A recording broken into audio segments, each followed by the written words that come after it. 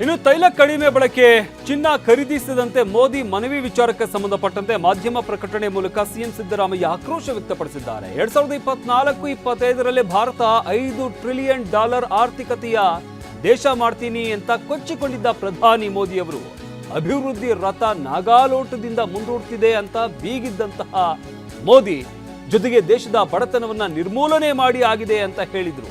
ತನ್ನ ಬೆನ್ನನ್ನ ತಾನೇ ಚಪ್ಪರಿಸಿಕೊಂಡಿದ್ದಂತಹ ಪ್ರಧಾನಿ ಮೋದಿಯವರು ಈಗ ಚಿನ್ನ ಖರೀದಿಸಬೇಡಿ, ಪೆಟ್ರೋಲ್ ಮತ್ತು ಖಾದ್ಯ ಎಣ್ಣೆ ಕಡಿಮೆ ಬಳಕೆ ಮಾಡಿ, ವಿದೇಶ ಪ್ರವಾಸ ಮಾಡಬೇಡಿ ಮತ್ತು ರಸಗೊಬ್ಬರ ಬಳಕೆ ತಗ್ಗಿಸುವಂತೆ ಬೇಡಿಕೊಳ್ತಾ ಇರೋದು ಯಾವ ಅಭಿವೃದ್ಧಿಯ ಲಕ್ಷಣ ಅನ್ನೋದನ್ನ ಪ್ರಧಾನಮಂತ್ರಿ ನರೇಂದ್ರ ಮೋದಿಯವರೇ ಸ್ಪಷ್ಟಪಡಿಸಬೇಕು ಅಂತ ಸಿಎಂ ಹೇಳಿದ್ದಾರೆ.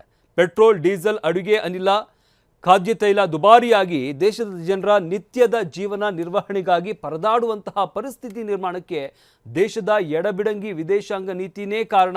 ಇದನ್ನು ಅರಿತುಕೊಳ್ಳುವಷ್ಟು ಜನತೆ ಪ್ರಬುದ್ಧರಾಗಿದ್ದಾರೆ ಅಂತ ಸಿದ್ದರಾಮಯ್ಯ ಆಕ್ರೋಶವನ್ನು ವ್ಯಕ್ತಪಡಿಸಿದ್ದಾರೆ.